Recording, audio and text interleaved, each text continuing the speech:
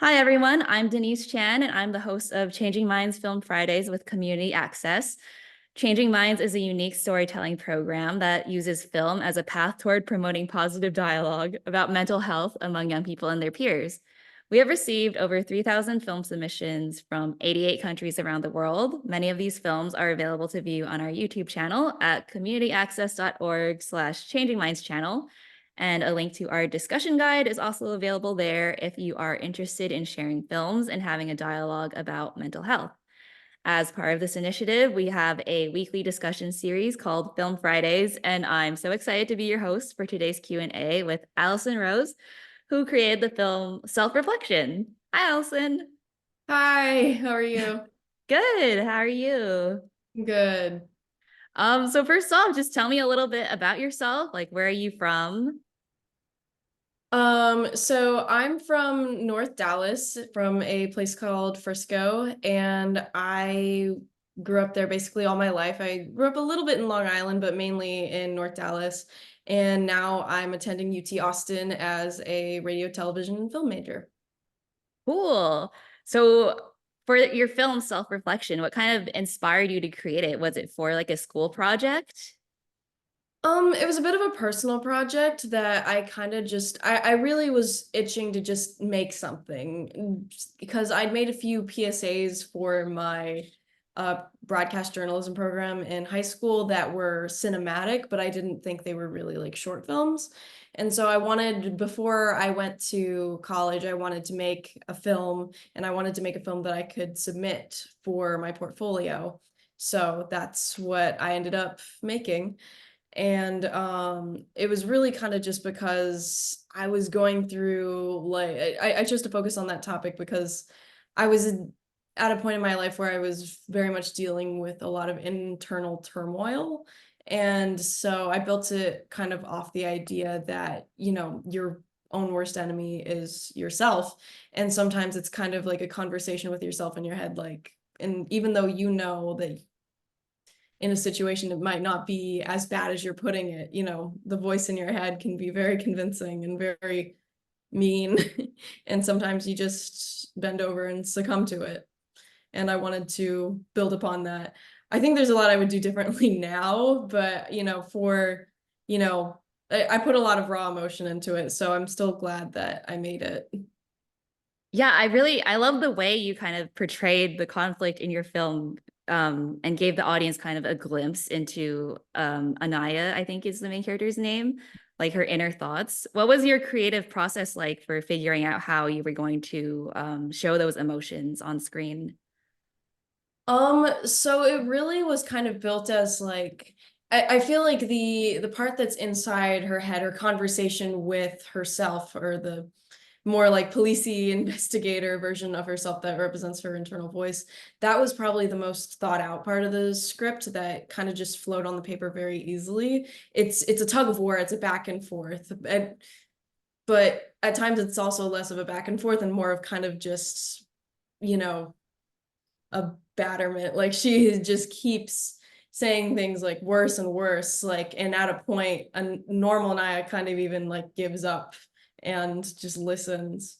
But then there's her friend from outside who kind of pulls her back and makes her realize that, both of those voices are her, but she needs to not listen to, you know, her bad voice as much, the voice that tells her, stuff that, represents raw emotion. What she's feeling is still valid, but she's taking it to the nth degree, and she needs to like snap out of that cycle.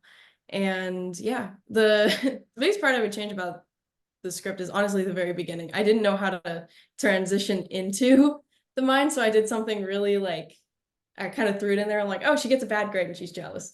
But I would think I would try and build it to be a lot more complex than that if I had the chance to make it again. So I thought it was very relatable. Like even though it's kind of a simple conflict, it's like very easy to understand.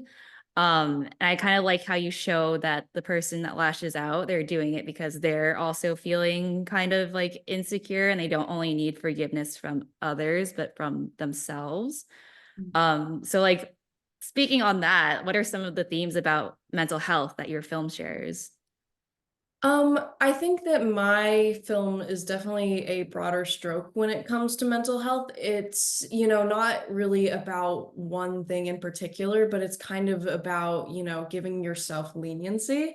I would have moments when I would lash out like that. I would have an internal turmoil and I would just not be the best version of myself, but I would let that get me down and I would keep those moments, even though I was embarrassed that I wasn't the best version of myself and I was an awful version of myself, I let that keep me from becoming a better version of myself, from improving. And it's kind of been like a constant theme in my life. But I feel, especially, towards the end of high school, I was starting to get over that. It was definitely something that was very much a problem when I was like younger, because it's just about dealing with some of your deepest insecurities, and sometimes you do need to wake up to the fact that you need, like, yes, your feelings are valid, but you need to do, sometimes it's up to you to do something. And even if that something is telling yourself, it's okay to feel what I'm feeling, but I need to do better. It's a realization, it's coming to terms with your insecurities. Yeah, I like that. I feel like that came through really well in your storytelling. So why do you think that film, in a way, is a good vehicle for discussing mental health? I think that film is a good segue for discussing mental health because on screen, everything's very deliberate. Everything, you go in wanting to tell your audience a message in one way or another. But also you want people to take away their own personal like message from it. It's just like art. Every person is going to see a piece of artwork in a different way, but film can be especially tailored at many parts of the process to manipulate a story to highlight certain things such as mental health. And I think when it comes to movies, more so than even like a painting or books, you can feel if written well, you can feel a character's emotions in real time and be there on the vehicle of their journey through mental health.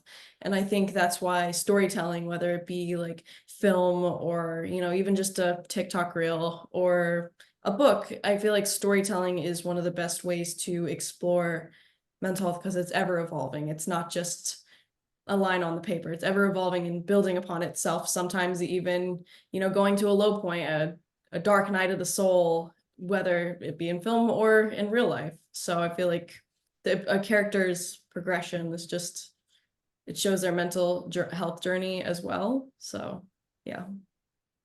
Yeah, I think in today's society, kind of, there is still a little bit of mental health stigma. How do you kind of touched on it already, but how can filmmaking and storytelling kind of help to like break that down? Well, filmmaking has always kind of been like a vehicle for change, whether it be, in a good direction or a bad direction. But the more and more we see mental health in film, because film through television, streaming services, the movies, since it's such a part of our daily lives, the more we see, mental health talked about and explored, freely in these forms of media, the more that we're going to be comfortable talking about mental health and kind of confronting things for ourselves.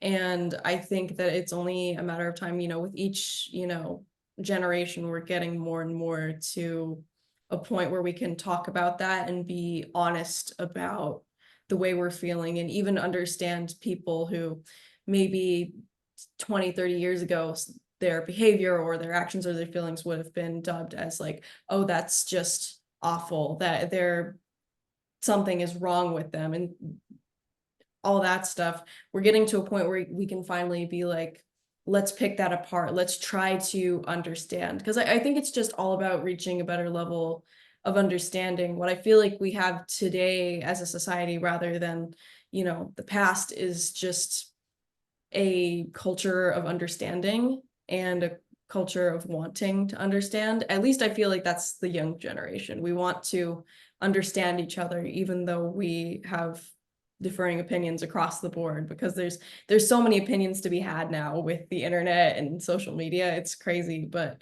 I feel like nowadays, with every generation of filmmakers just wants to understand each other. And that's why film kind of just exudes that and allows us to explore those things. Yeah, I like that because I feel like that's kind of a theme in your film too, of like understanding each other, kind of like communicating feelings. Mhm. So yeah. Um, on that note, like, are there any other films you're working on next? Like, what are your hopes for the future? Yeah, you mentioned film school. Yeah, so I'm currently a student at UT Austin as part of their radio, television, film program in the Moody College of Communications. I'm not at the level where I'm taking any production classes yet, but I've been on several undergraduate sets. I got to shoot my own short film this year with, budget, crowdfunding, everything. It's called Confession, and it focuses once again kind of on an internal turmoil, but a little less literally, about a young lesbian woman coming to terms with her spirituality and religious journey when her friend asks her to be her new child's godmother. So Oh, yeah, that's so interesting. yeah, it kind of it's one of those things, putting personal stuff into a script. Obviously, I'm not old enough to have I don't have any friends who have had a kid. And I've never been asked to be a godmother, but I do have like a ever evolving battle kind of with the faith I grew up in.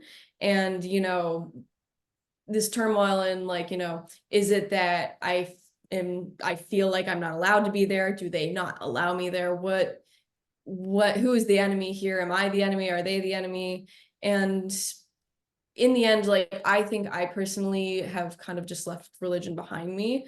But my godfather, despite having a partner for 20, gosh, I think 25 plus years now, he and his partner still go to church every week. They read at church, at a Catholic church, which surprised me. And so it made me realize that when it comes to especially people in the LGBTQ plus community, those like religious and spiritual journeys, like staying strong through that and being strong in their faith, that is like beautiful. And so I try to find the beauty not in like, a specific religion, but beauty in kind of like coming to terms with yourself and coming to terms with your faith in both yourself and your religion.